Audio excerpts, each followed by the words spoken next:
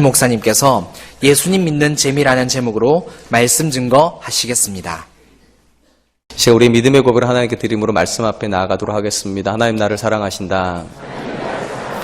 하나님 내 인생에 크고 비밀한 계획 가지고 계신다. 하나님 오늘도 나와 동행하셔서 그 계획 이루어 주신다. 아멘. 그렇게 될 줄로 믿습니다. 아멘.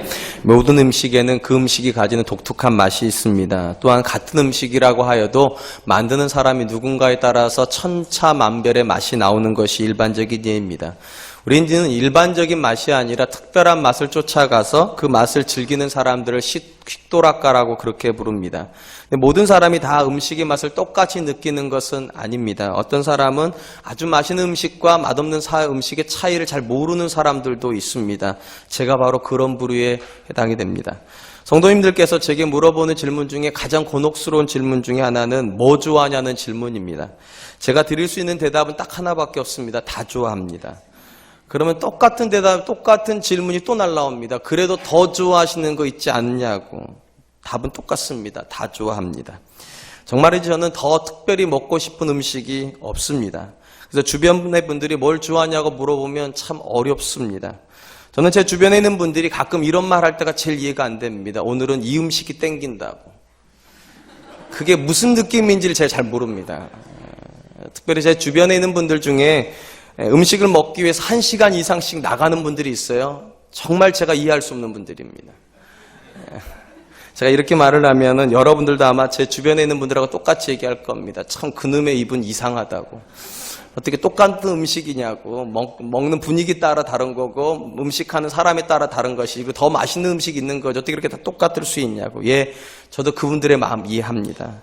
근데 이렇게 같은 음식도 전혀 다르게 느낄 수가 있습니다. 누구는 맛있게 먹는 음식을요, 또 누구는 그냥 평범하게 먹기도 합니다. 제가 왜 이런 말씀을 드리냐면 똑같은 예수님을 믿는데 누구는 정말 즐겁게 믿습니다.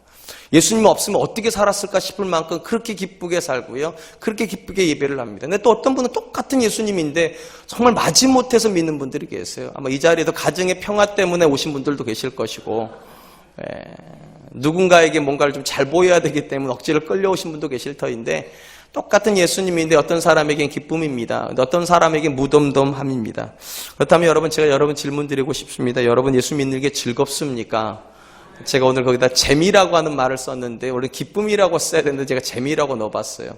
여러분 재미있습니까? 정말 교회 생활이 재미있고 예배 드리는 것 자체가 너무 재미있습니까? 어떤 오락 프로를 보는 것보다 이 예배 시간에 와서 찬양하고 예배하는 것이 정말 재미있습니까? 성경은 그것이 재미가 있어야 된답니다. 신앙생활은 짐 지는 것이 아니라 짐을 내려놓는 거니까 기쁨이어야만 합니다. 근데 어찌된 일인지 우리 중에는 그 기쁨을 누리는 사람도 있지만 못 누리는 사람도 있어요. 무엇이 문제일까요? 저는 오늘 말씀을 통하여서 예수님 믿는 것이 기쁨이 되어야 되는데 왜 우리에게 기쁨이 되지 않는지, 무엇이 문제인지, 그리고 어떻게 하면 우리가 예수님 믿는 기쁨을, 예수님 믿는 재미를 회복할 수 있는지를 함께 나눠보려고 합니다. 오늘 우리가 읽은 성경 본문 말씀은요, 예수님을 향해서 한 가지 질문을 함으로 시작이 됩니다. 사람들이 예수님께 와서 이렇게 질문합니다. 요한의 제자들과 바리새인들의 제자들은 금식하는데 어찌하여 당신의 제자들은 금식하지 아니하나이까? 당시 경건한 유대인들은 일주일에 이틀을 정하여서 금식했다고 합니다. 주로 화요일과 금요일에 금식했습니다. 유대인들이 화요일에 금식한 것은 그렇게 믿었기 때문입니다. 모세가 십계명을 받으러 올라간 날이 화요일이었기 때문이라고 믿었습니다. 그래서 화요일에 금식합니다. 그리고 금요일에 금식했던 이유는 그 모세가 우상 숭배한 이스라엘 때문에 내려와야만 했습니다. 그 내려온 날이 금요일이라고 믿었기 때문에 금요일도 역시 금식했습니다. 이유가 어찌 되었던 간에 이들은 자주자주 금식했을 뿐만 아니라 얼굴에다가 금식하고 있다는 표현을 했습니다. 무슨 말씀이냐면 씻지를 않아요. 누가 보아도 금식하는 사람 티가 납니다. 사람들이 이렇게 말하면 금식하냐 그러면 이렇게 말하죠. 내가 좀 요즘 금식 중이라고. 여러분 한번 생각해 보세요.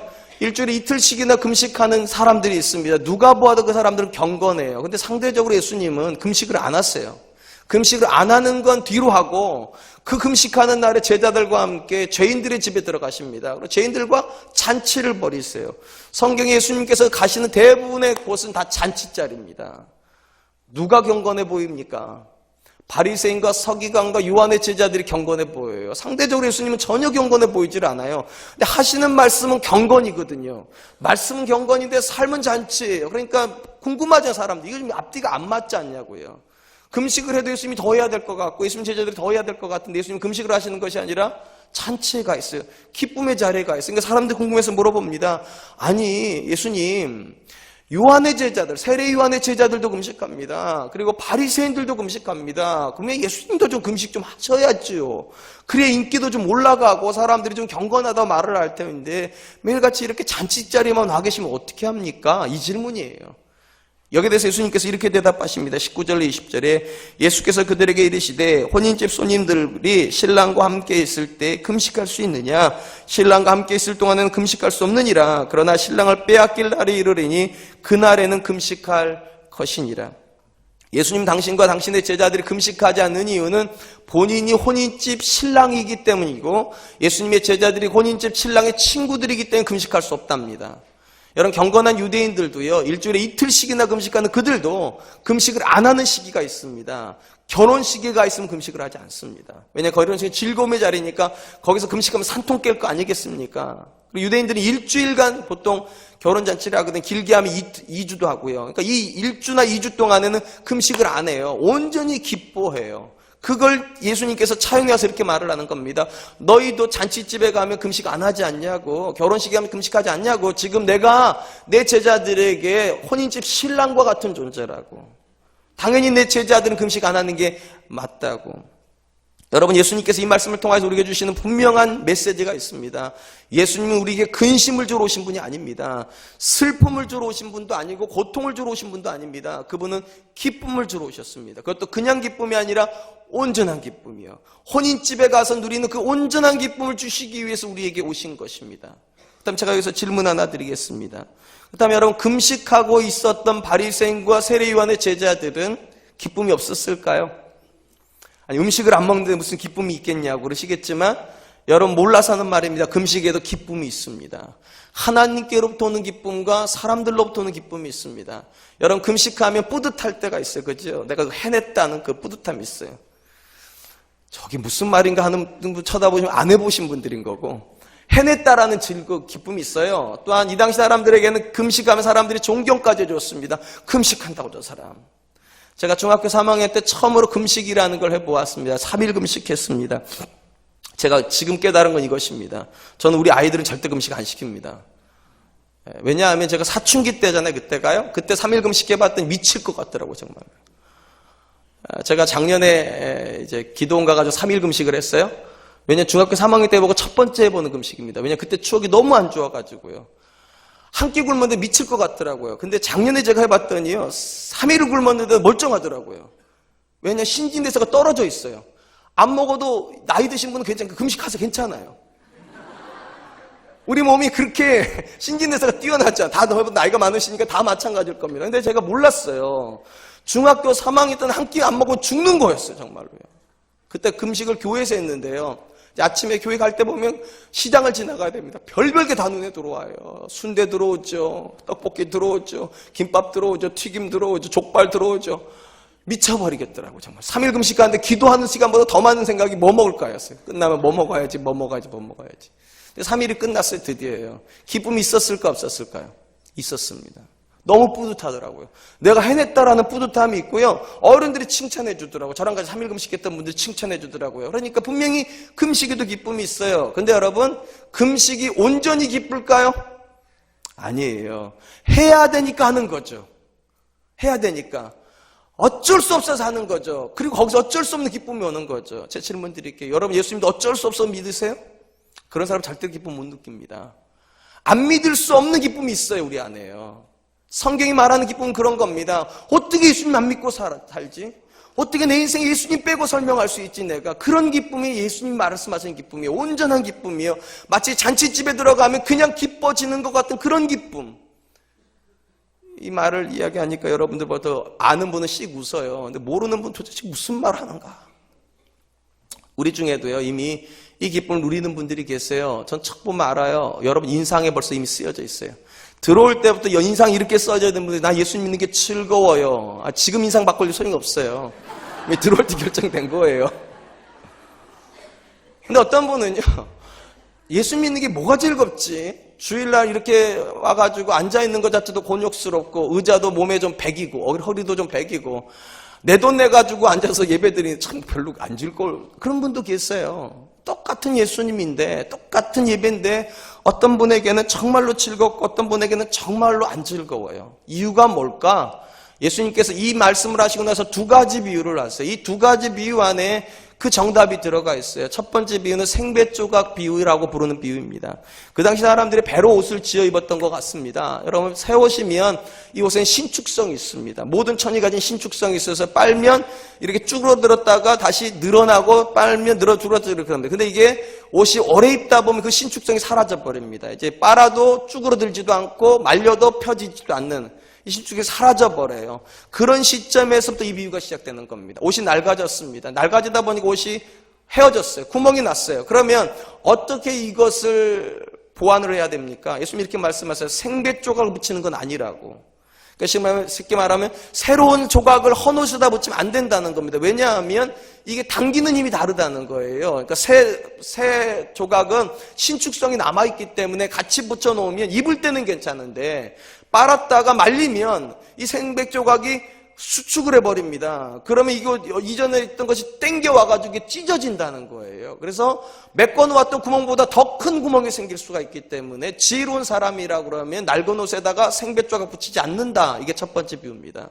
두 번째 비유는, 그 다음에 나오는 비유는 포도주와 그리고 포도주를 담는 부대에 대한 비유입니다. 그 당시 사람들은 염소나 동물의 가죽을 가지고 포도주를 담는 부대를 만들었습니다. 여러분, 처음 가죽을 가지고 부대를 만들면 이 가죽도 역시 신축성이 있습니다. 늘어납니다. 그리고 포도주가 들어가면 이게 발효를 하죠. 가스가 차오르면 가죽이 그거에 맞춰서 쭉 부풀어 오릅니다. 그러다가 일정 시간이 되면 가스가 더 이상 생기지 않고 거기서 딱 고정이 됩니다. 고정이 되면서 가죽도 굳어지기 시작합니다. 이렇게 되면 이제 발효가 끝나는 거예요. 그러면 이제 그걸 다 부어내고 나서 이 가죽 부대에다가 세수를 부으면 문제가 심각해진다는 거예요. 이제 더 이상 수축력이 없어진 이 가죽 부대에다가 세수를 부으면 팽창력 때문에 터져버린다는 거예요. 터져버리면 술도 못 쓰고 가죽도 못 쓰고. 여기까지 이해가 되셨습니까? 이게 두 번째 비유의 뜻입니다. 이 두 비유에서 공통적으로 나오는 생배조각이라고 하는 말하고 포도주는 같은 의미를 가지고 있습니다. 새 포도주는 무슨 의미인가? 예수님과 예수님의 가르침을 가리킵니다. 여러분, 그 당시 사람들에게 예수님은요, 새로운 존재였습니다. 전혀 다른 가르침을 줘요. 이전에 바리새인과 서기관들은 이렇게 가르쳤어요. 부자 되는 게 복 받는 거라고. 근데 예수님 뭐라고 말씀하시는가? 가난한 자가 복이 있나니. 전혀 다른 가르침이에요. 그 인생을 터뜨릴 만한 가르침이에요. 우리는 오리를 가자고 그러면 2.5리 가잖아요. 그죠? 딱 잘라가지고 반만 딱 후딱 후려쳐가지고. 근데 예수님 뭐라고 말씀하시면 오리를 가자면 10리를 가져랍니다. 겉옷을 달라면 속옷을 좀. 전혀 다른 가르침이에요. 생배조각이에요. 새 포도주예요. 상대적으로 그들은, 유대인들은 어떤 사람들인가? 이미 오래된 가르침에 익숙해진 사람들이에요. 변화를 싫어하는, 익숙한 말에만 귀를 기울이고 새로운 가르침은 듣기를 불편해하는 존재들이에요. 그들은 헌옷이에요. 그들은 헌부대예요. 예수님이 이렇게 말씀하세요. 나의 가르침을 너의 삶에다가 붙이는 건 안 된다는 거. 그건 생배조각을 너희 옷에다 붙이는 거, 헌옷에 붙이는 것이고 새 포도주를 헌부대에다가 붓는 거랑 똑같은 일이 벌어진다는 겁니다. 특별히 그 당시 사람들이 예수님을 향하여서 가지고 있었던 오류를 지적해 준 비유가 첫 번째 비유예요. 생배조각 비유예요. 당시 유대인들은 예수님 무척 좋아했습니다. 어느 정도까지 좋아했는가? 예수님이 가는 곳마다 사람들이 따라다녔어요. 어느 정도로 많이 따라다녔는가? 5,000명씩 따라다녔어요. 이게 남자만 5,000명입니다. 오병이어도 5,000명 먹인 남자만이니까 여자하고 아이까지 합치면 10,000명 이상이 예수님을 쫓아다니는 거예요. 어마어마하게 좋아했습니다. 예수님의 말씀을 좋아했습니다. 그런데 그들은 예수님의 말씀만 좋아했을 뿐이지 예수님을 좋아하진 않았습니다. 예수님의 이적을 좋아했을 뿐이지 그분의 삶의 방식을 좋아하진 않았습니다. 그래서 예수님이 이렇게 말씀하시는 거예요. 이 생배조각 비유를 가지고 너희들이 생배조각을 헌옷에 붙이지 않으면서 왜 나의 가르침을 너희 삶에다가 일부만 갖다 자꾸 붙이려고 하냐고. 그러면 안 되는 거라고. 당시 유대인들은 예수님의 가르침을 좋아는 했지만 자기를 바꿀 생각이 없었어요. 쉽게 말해 예수님의 가르침대로 옷을 입을 생각이 없었다고요. 자기들의 익숙한 삶의 패턴, 그 옷을 그대로 입고 살면서 예수님이 주시는 말씀 중 일부를 따다 붙이는 겁니다. 아, 저 말은 내 아들한테 가서 해주면 좋겠다고. 저 말은 내 아내한테 해야 되겠다고. 저 말은 내가 부리는 종한테 해줘야 되겠다고. 그러니까 나를 바꾸려고 듣는 게 아니라 가서 누구에게 전달해 주려고. 누구의 삶을 바꾸려고. 자꾸 띵동띵동 해주시면 맞다고 지금.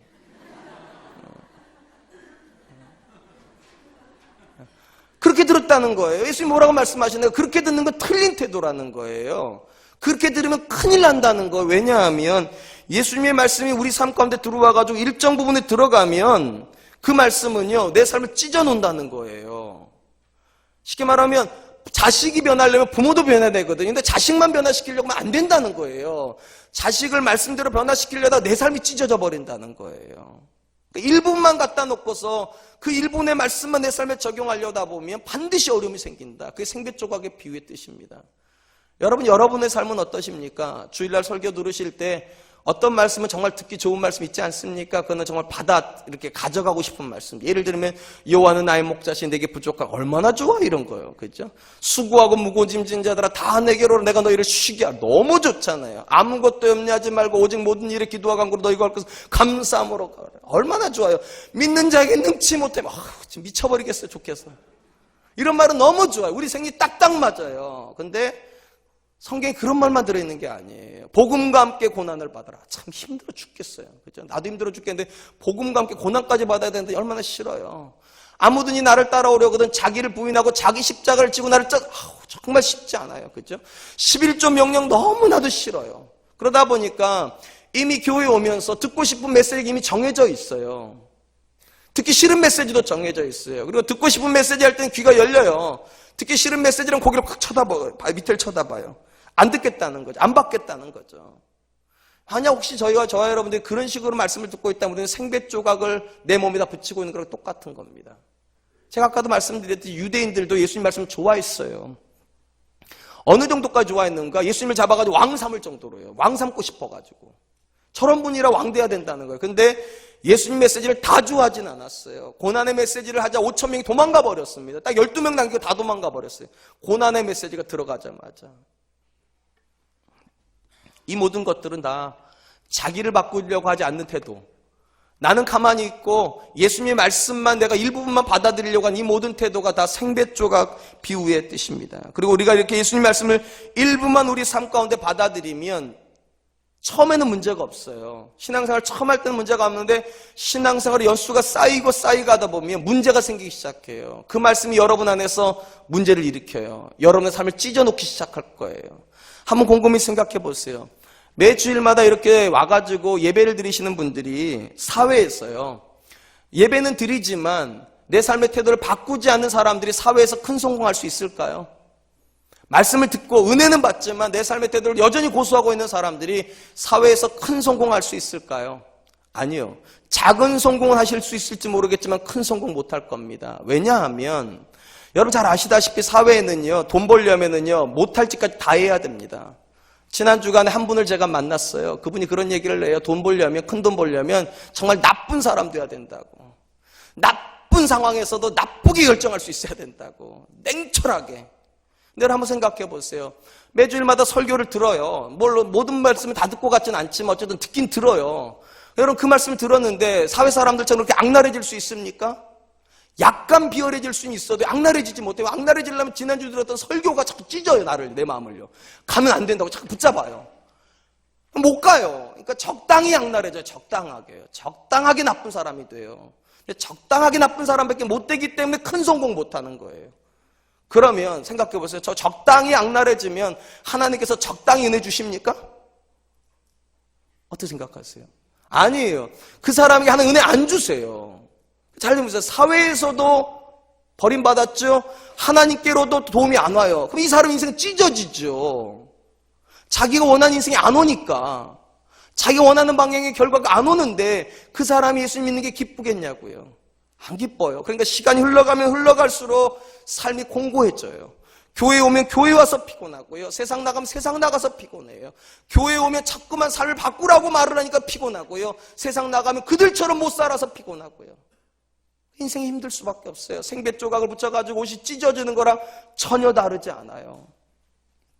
혹시 우리 중에 이런 분들이 계시다면 기도 많이 하세요. 제가 앞에서도 말씀드렸듯이 바리새인들과 서기관들 예수님 좋아했던 사람들입니다. 절대로 싫어했던 사람들 아니에요. 좋아했던 그들이 나중에 예수님을 십자가에 못 박아요. 왜 그랬을까요? 여러분 그 말씀을 들으러 갈 때마다 자꾸만 찔려요. 예수님께 자꾸 찌르세요. 이 독사의 자식들아 이러면서 회개하라고 그러시고 완악하다고 그러시고, 처음에는 그거 빼고 나머지 말씀을 자꾸 들으고 거기 은혜 받았는데 자꾸만 자기들을 향해서 타켓을 잡으시고 예수님께서 찔러대시니까 나중에 그게 너무 불편해요. 자기 삶이 찢어지니까 자꾸만. 그리고 어떻게 합니까? 예수님의 십자가에 못 박아버려요. 여러분, 우리 중에 우리가 이렇게 주일날에서 설교를 들으니까 우리는 바리새인과 서기관들과 다른 사람이라 생각하시는 분들이 계십니까? 예, 어떤 분은 다른 분이에요. 근데 여러분 중에 혹시 어떤 설교는 들으시고 어떤 설교는 뱉어버리시고 어떤 말씀을 받으시고 어떤 말씀은 버리고 계시다면 여러분과 서기관 바리새인과 다를 바가 없어요. 그들도 생배 조각을 갖다 붙이는 사람들이었고 여러분들도 역시 생배 조각을 갖다 붙이는 분들이실 수 있어요. 예배는 드리지만 사업은 내 방식대로 하고요. 말씀을 배우지만 자녀는 내 방식대로 키우는 것. 전혀 다르지 않아요. 위험해요. 여러분은 생배 조각을 헌옷에다가 붙이는 어리석은 사람일 수도 있고요. 똑같이 그 당시 그 자리가 있었으면 예수님을 십자가에 못 박았을 그런 사람일 수도 있어요. 그리고 그런 사람에게는 예수님 믿는 기쁨 없어요. 예수님 믿는 재미 없어요. 불편해요. 교회 와서 설교 듣는 게 너무 불편해요. 그래서 성도들이 어떻게 합니까? 교회로 옮겨버려요. 편한 설교, 죄송해요. 제가 불편한 설교 한다는 얘기가 아니고 교회로 옮겨버려요. 그 메시지가 불편하니까. 자기를 바꾸려고 하지 않고 교회를 바꿔버려요. 그냥요. 그리고 근거 없는 평안을 누리려고 해요. 근거 없는 위로를 받으려고 해요. 성경이 주는 기쁨이 아니라 그냥 내가 만드는 기쁨을 누리고 싶어 해요. 그러나 여러분, 그 기쁨에 또 한계가 있어요. 또 옮겨야 될 거예요. 그 다음에 어떻게 해야 될까요? 어떻게 해야 우리가 정말로 기쁨을 온전히 누릴 수 있을까요? 그 다음 비유가 그거에 대한 대답입니다. 여러분, 앞부분에는요, 자그마한 부분을 갖다 붙이는 거였죠. 두 번째 비유는 통째로 바꾸는 겁니다. 통째로요. 아예 새 거에다가, 헌 거에다가 새 걸 붙이는 게 아니라 아예 새 거를 새로 만드는 거예요. 새 부대를 만드는 거예요. 예수님께 그렇게 말씀하시는 거예요. 내가 이 메시지를 줄 때, 내가 너희에게서 말씀을 줄 때 고정관념으로 듣지 말라는 거예요. 고정관념, 사회적 이념들 다 버리고 완전히 새 마음으로 받으라는 거예요. 새 마음으로요. 예수님 말씀이 옳지, 저렇게 살아야 되지, 이렇게 받으라는 거예요. 그리고 이 부분을 향해서 사도 바울은 이런 식으로 표현했어요. 우리의 옛 옷을 벗어버리고, 옛 자를 벗어버리고 그리스도로 새 옷을 입어야 되는 거라고. 그리스도로 옷을 입는 거라고. 에베소서에 보면 이런 말씀이 나옵니다. 에베소서 4장 22절로 24절. 너희는 유혹의 욕심을 따라 썩어져가는 구습을 따르는 옛사람을 벗어버리고 오직 너희 심령이 새롭게 되어 하나님을 따라 의와 진리의 거룩하심으로 지으심을 받은 새 사람을 입으라. 새 사람을 입으라. 여러분, 여기서 바울이 이렇게 말을 합니다. 우리 옛사람의 특징은요, 유혹의 욕심을 따라 살았다. 이 말을 단순히 말하면요, 욕심이 끄는 대로 유혹받았다는 겁니다. 욕심이 끄는 대로. 우리 중에 그런 사람들이 있잖아요. 저게 좋으면 그거 얻어야 되는 사람들이요. 뭐 교회에서 뭐라고 말해도 상관없고 그냥 그게 좋으면 그걸 해야 되는 사람들이요. 그 옛사람 특징이라는, 욕심이 끌고 다니는 사람이었다는 거예요. 그럼 새 사람은 어떤 특징을 가지고 있는가? 욕심을 뒤로 하고 의를 쫓아가는 사람이요, 옳은 것 쫓아가는 사람이요, 진리를 쫓아가는 사람이요, 하나님이 말씀하시는 그 삶을 향하여서 나아가려고 하는 사람, 그 사람이 새 사람이라는 거예요. 그리고 그 사람이 되어야지만 예수님 말씀이 들어가지는 거고, 그런 사람에게 말씀이 들어가면 그 사람 기쁨을 소유하게 된다는 겁니다. 사랑하는 성도 여러분, 우리가 왜 이전의 상태를 고수하면서 신앙생활을 할 수가 없을까요? 이유는 매우 간단해요. 신앙의 본질 자체가 나의 욕심을 추구하는 게 아니라 하나님 뜻을 추구하는 것이기 때문입니다. 신앙의 본질이 그래요. 이것이 정말 사실인가? 아주 간단히 말씀드리면 예수님의 삶을 보면 알아요. 예수님께서 제자들에게 기도를 가르쳐 주시고 그리고 자신도 기도를 하십니다. 제자들에게 기도를 가르쳐 줄 때 보면 이런 말씀이 나옵니다. 마태복음 6장 9절로 10절. 그러므로 너희는 이렇게 기도하라. 하늘에 계신 우리 아버지여, 이름이 거룩히 여김을 받으시오며 나라가 임하옵시며 뜻이 하늘에서 이루어진 것 같이 땅에서도 이루어지이다. 여기서 말하는 뜻이 어느 뜻입니까? 하나님 뜻이에요. 기도할 때 이렇게 해야 된다. 너희 뜻이 이루어지기를 위해서 기도하지 말고 하나님 뜻이 이루어지기를 위해서 기도해야 된다. 그렇게 말씀하셨어요. 그리고 나서 예수님께서 겟세마네에서 기도할 때 어떻게 기도하시는가? 자기 자신을 위해서 기도할 때 이렇게 기도하세요. 마태복음 26장 39절. 내 아버지여, 만일 할만하시거든 이 잔을 내게서 지나가게 없어서, 그러나 나의 원대로 하지 마옵시고 아버지의 원대로 하옵소서. 예수님께서 어떻게 기도하십니까? 처음엔 자기 욕심을 가지고 기도하세요. 처음에는요, 하나님 지나가게 해주십시오. 십자가가 지나가게 해주십시오. 근데 조금 기도가 깊어지니까 기도 제목이 확 뒤집혀요. 그러나 나의 하지 마십시오. 아버지의 원대로 되기를 원합니다. 그러니까 마태복음의 선생님께서 가르쳐 주셨던 기도와 그분이 하셨던 기도는 정확히 일치합니다. 어떤 기도입니까? 나의 뜻을 구하는 기도가 아니에요. 아버지의 뜻이에요. 나의 욕심을 이루려고 하는 게 아니에요. 그분의 뜻을 이루려고 하는 기도예요. 신앙이 그게 본질이에요. 그러니까 생각해 보세요. 옛사람을 가지고서 이 하나님의 뜻을 이룰 수 있습니까? 옛사람은 내 뜻을 이루려고 하는데, 내 욕심을 이루려고 하는데, 쉽게 말하면 방향이 이렇게 가는 거예요. 이렇게요. 옛사람은 내 욕심 채우려고 하고, 믿음은 하나님 뜻을 이루려고 하니까 여러분 이게 찢어지죠. 이게요. 옷을 양쪽으로 잡아당기면 찢어지죠. 그러니까 신앙은 뭐 하는 겁니까? 방향을 하나로 몰아주는 거. 이렇게요. 나의 뜻이 아버지의 뜻이 되는 거, 나의 소원이 아버지의 소원이 되는 거. 한 방향으로 가야지만 사람이 기뻐져요. 여러분 어떤 사람하고 있을 때 기쁘십니까? 뜻이 같은 사람이랑 있을 때 기쁘잖아요. 뜻이 틀어지면 여러분 정말 불편해지잖아요. 예수님이 하신 말씀이 그거예요. 세술은 세 부대에 받아야 되는 거라고. 신앙은 세술이에요. 그리고 우리에게 세 부대를 요구하세요. 내 욕심을 따라가려고 하는 삶이 아니라 아버지의 뜻이 하늘에서 이루어진 것 같이 땅에서도 이루어지이다. 그러나 나의 원대로 하지 마시고 아버지의 원대로 되기를 원하나이다. 그러나 만약 누군가가 옛사람을 벗어버리지 않고 교회에 다니고 신앙생활을 한다면 정반대 일이 벌어집니다. 괴로움의 연속이에요. 괴로움의 연속.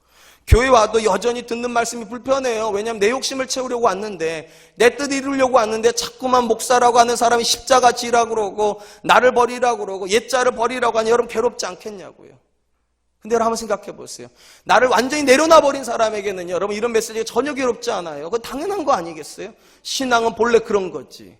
고난받는 게 맞지. 신앙은 손해받는 게 맞지. 내가 져주는 게 맞지. 이렇게 생각하고 있는 사람에게 이런 메시지는 전혀 힘들지 않아요. 근데 나를 버리지 않고 있으니까 힘든 거예요. 여전히 내 뜻이 중심에 있으니까 하나님의 뜻을 이야기하면 불편한 거예요. 나는 그거 원하지 않으니까. 그러니까 자꾸만 찢어져요. 그러므로 사랑하는 성도 여러분, 신앙이 여러분들에게 기쁨 되길 원하십니까? 욕심부터 내려놓으세요.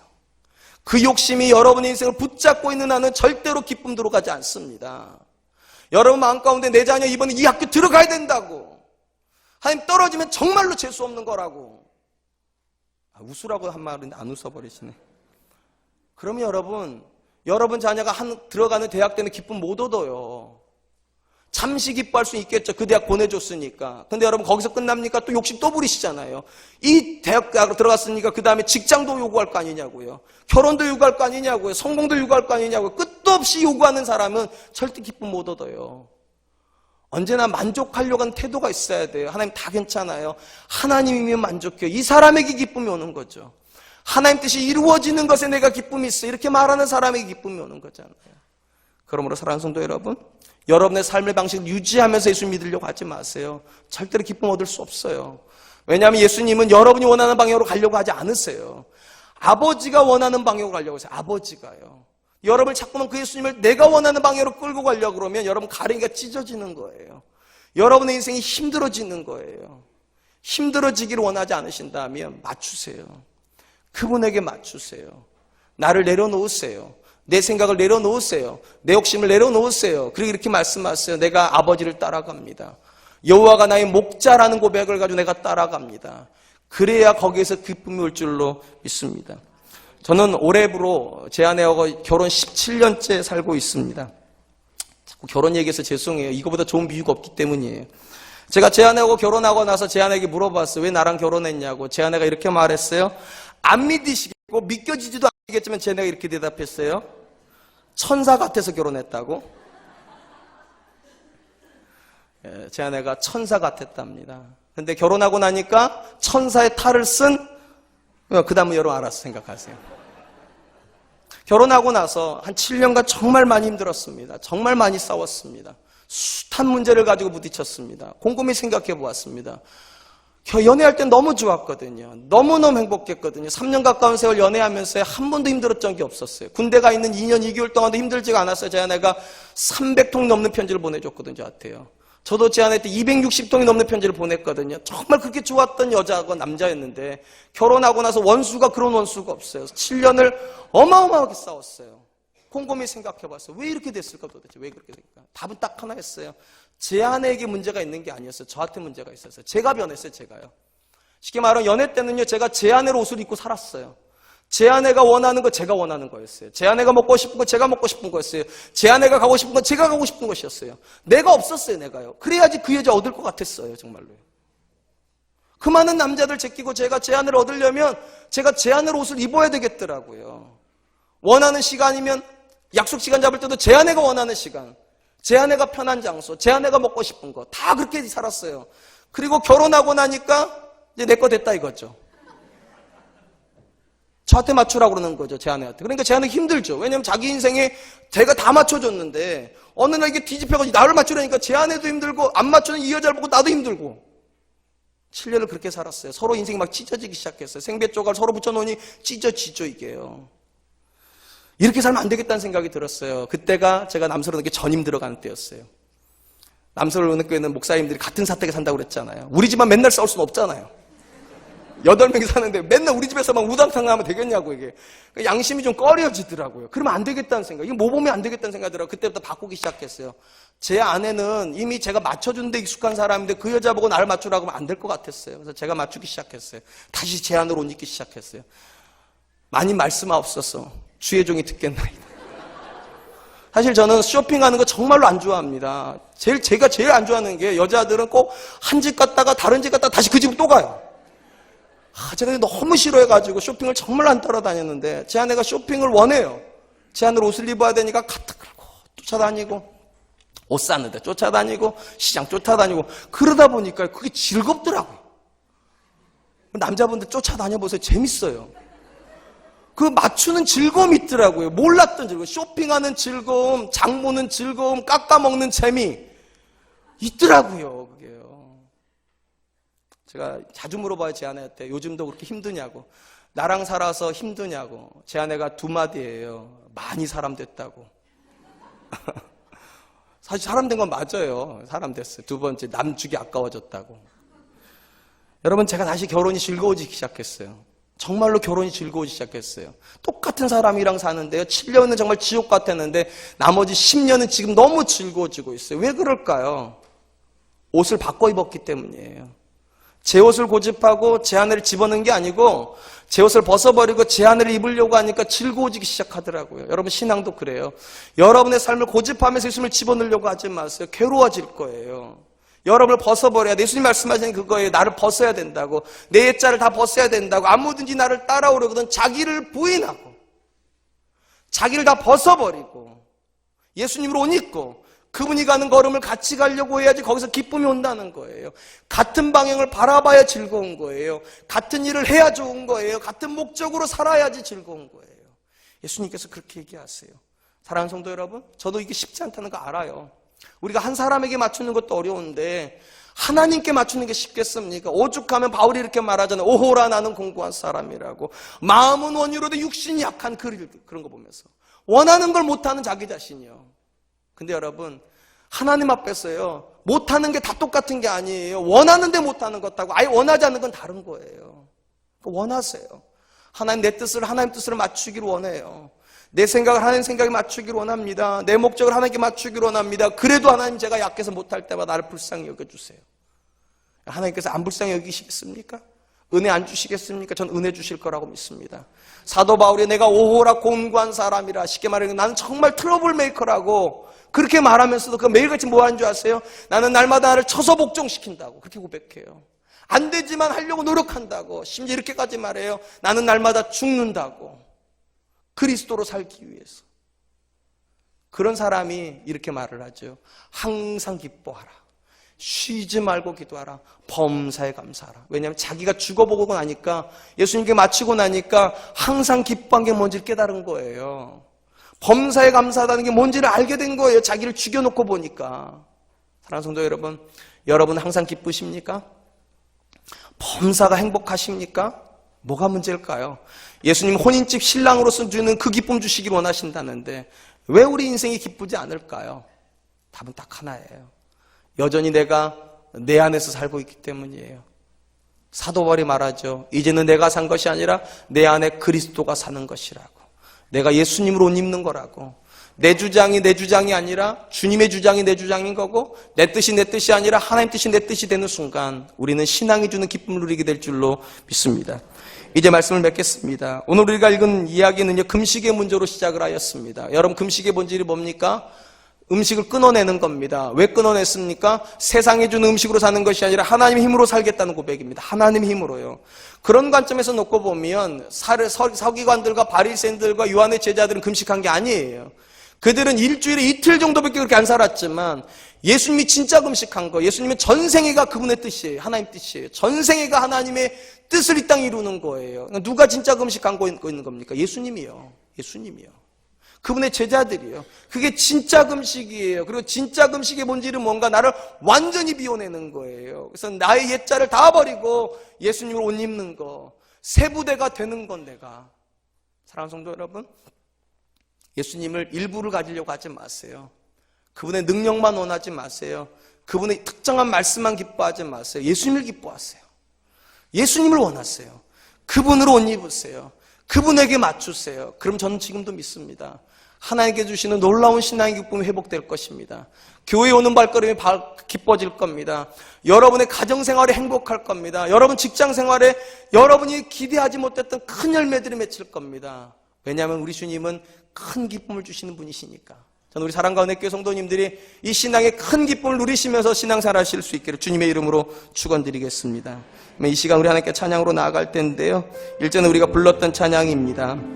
나의 만족과 유익을 위해서 내가 가지려 했던 모든 거 내려놓고 우리 주님으로만 나의 기쁨을 삼고 우리 주님으로만 가장 귀한 것 삼겠다고, 그런 사람에게 신앙은 기쁨이 되기 때문에 이 시간 우리 하나님께 찬양 드리면서 우리가 그런 삶을 꿈꾸기를 원합니다.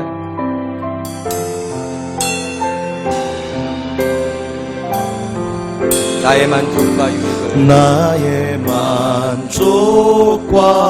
유익을 위해 가지려 했던 세상 일들 이젠 모두 다 해로 여기고 주님을 위해 다 버리네.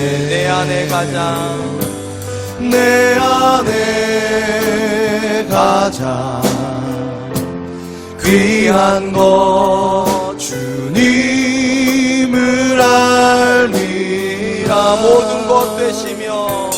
모든 것 되시며 의와 기쁨 되신 주 사랑합니다. 부활의 능력 체험하면서 주의 고난에 동참하고 주의 죽으심 본을 받아서 그의 생명에 참여하네. 내 안에 가장 귀한 것 주님을 알미라. 모든 것 되시며 의와 기쁨 되신 주 사랑합니다. 내 안에 가장 귀한 것, 내 안에 가장 귀한 것 주님을 알미라. 모든 것 되시며 의와 기쁨 되신 주 사랑합니다. 나의 주. 사랑하는 성도 여러분, 한번 눈을 감아 보시겠습니까? 하나님께서 여러분들에게 이렇게 질문하신다면 뭐라고 대답하시겠습니까? 예수님 믿는 게 즐거우냐? 예수님 믿어서 행복하냐? 예수님 때문에 다른 어떤 거 기뻐할 이유 없어도 예수님 때문에 기뻐할 수 있느냐? 그렇게 물으신다면 여러분은 뭐라고 대답하시겠습니까? 그 기쁨이 여러분에게 있다고 말씀하실 수 있겠습니까? 혹시 여러분 안에 예수님 때문에 기뻐해야 되는데 기뻐하지 못한다면 무엇이 문제일까요? 여전히 내가 내 안에 살고 있기 때문은 아닙니까? 내가 내 생각을 포기하지 못하고 내 고집을 포기하지 못하기 때문에 내 안에 그 기쁨이 아닙니까? 고백합시다. 하나님, 생배 조각을 내 옷에 붙이는 어리석은 인생 살지 않게 하여 주시옵소서. 예수님의 일부분을 가지고 내가 살지 말게 하여 주시고 내 삶이 예수로 옷 입고 살게 하여 주시옵소서. 예수님의 생각이 내 생각이 되게 하여 주시고 예수님의 꿈이 내 꿈이 되게 하여 주시고 예수님께서 원하시는 것이 내 뜻이 될 수 있도록 주님 도와 주시옵소서. 예수로 옷 입고 살게 하여 주시고 예수님 때문에 기뻐하게 하여 주시고 예수님 때문에 이 하루를 살아가는 사람 될 수 있도록 주님 도와 주시옵소서. 우리 같이 한번 기도하도록 하겠습니다. 기도하겠습니다.